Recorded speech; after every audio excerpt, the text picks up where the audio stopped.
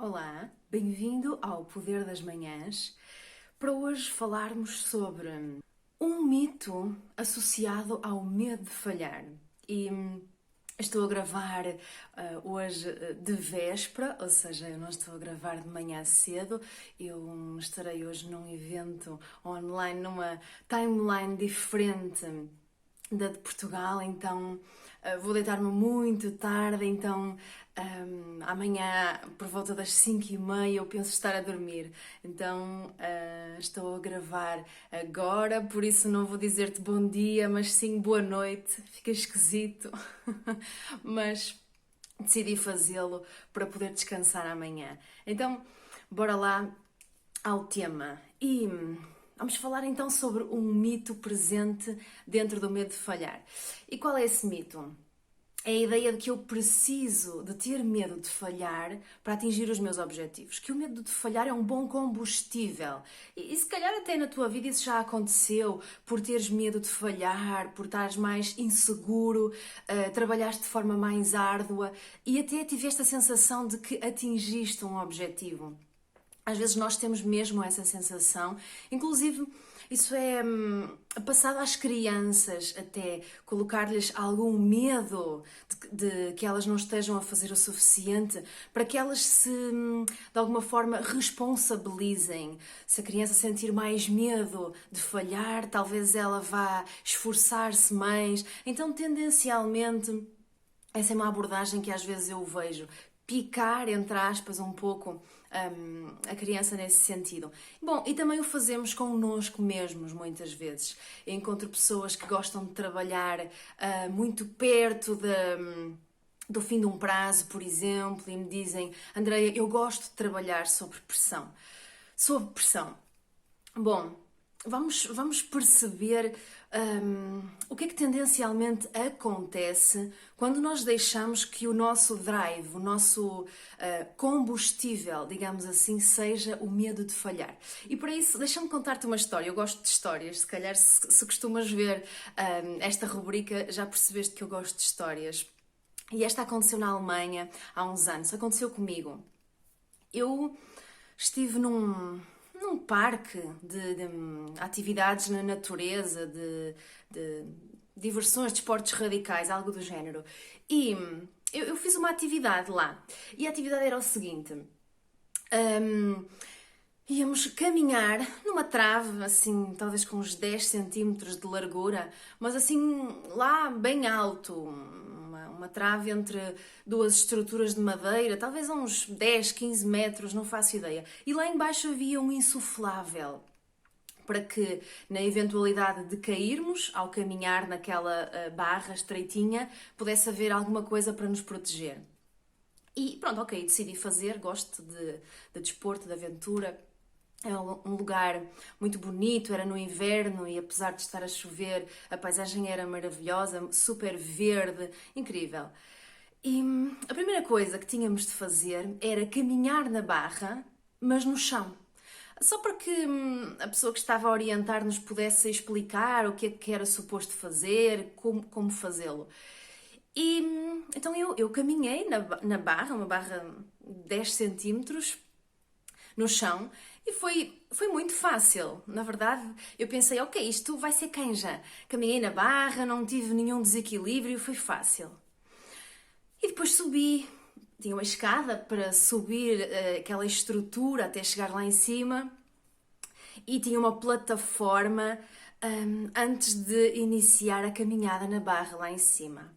Bom, quando eu estava na plataforma, eu já comecei a perceber que o meu corpo estava a dar sinais de medo. Comecei a ficar mais apreensiva, a olhar lá embaixo e a perceber que a altura era muita e, apesar de estar lá o insuflável e não haver um risco de vida para mim, tu sabes, os mecanismos de sobrevivência que nós temos, nós ativamos automaticamente todos aqueles mecanismos de proteção. E eu comecei a caminhar na barra.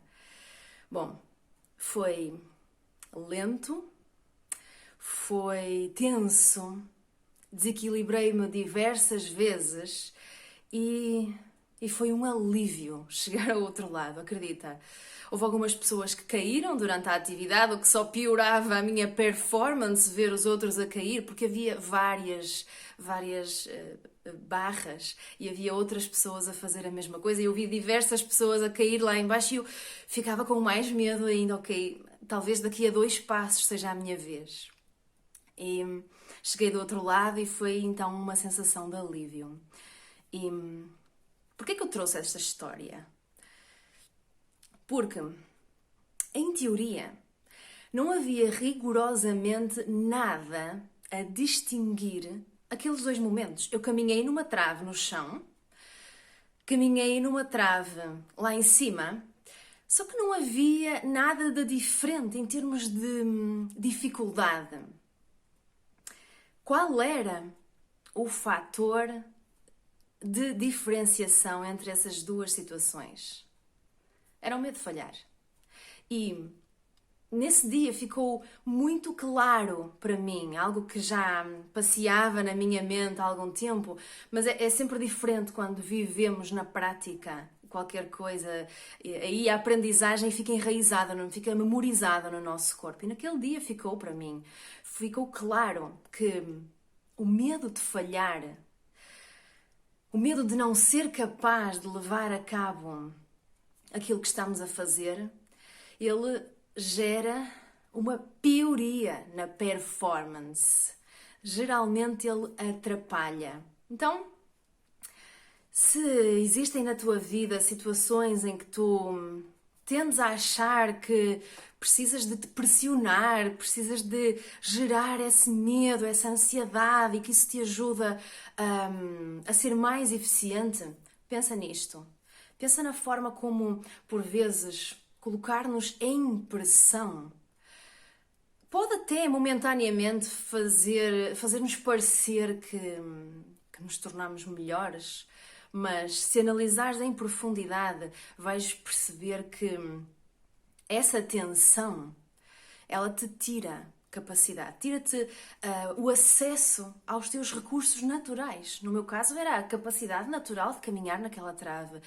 Tira-nos o acesso à espontaneidade, à criatividade, ao agir naturalmente, sem medo de dizer a coisa errada, de fazer a coisa errada, sem estar constantemente a checar, a verificar o que vamos dizer, se será correto, se não será, se trará consequências, o que é que vão dizer as pessoas, o que é que vão pensar e se eu falhar. O medo, ele traz toda esta panóplia de verificações, de hesitações e coloca o nosso cérebro a funcionar no modo de sobrevivência. E isso não é um modo criativo, não é um modo de trabalho no qual vais ter muitas ideias, vais agir de forma espontânea, natural e acaba a acontecer ainda outra coisa, que é, como é tudo tão arrancado a ferros, entre aspas, é tão esforçado, que no final talvez acabes a sentir o que eu senti. No fim de atravessar aquela barra lá em cima, eu senti alívio, assim, olha, isto acabou. Uma coisa que à partida seria entusiasmante, seria maravilhosa, tornou-se algo que eu só queria que terminasse. E às vezes eu dou conta que isso acontece às pessoas que até entraram num projeto e começaram, por exemplo, a empreender e era o sonho das suas vidas profissionais. E de repente aquilo torna-se mais um fardo, porque isso não dá certo e o medo do fracasso financeiro ou de se expor publicamente a esse fracasso, a essa possibilidade ou de não correr bem.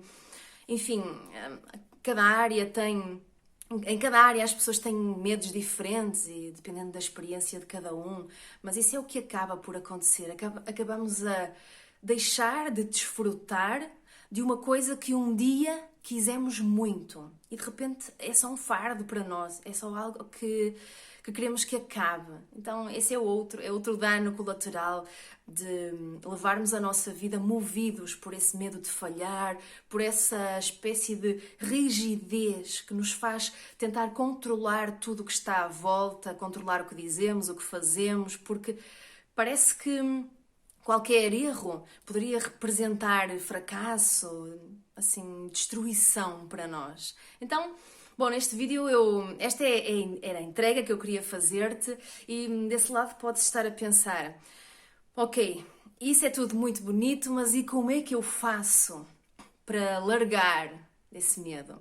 Bom, nos próximos episódios e ao longo das próximas semanas ou até meses, eu irei trabalhar mais esse aspecto. Por agora, vai lá na tua vida e procura áreas que são movidas a medo de falhar. Fica atento e só o facto de prestares atenção e perceber que o estás a fazer é o primeiro passo para conseguires ser mais espontâneo, agir mais com o coração, mais com movido por aquilo que queres e menos movido pelo medo de falhar. Fica bem.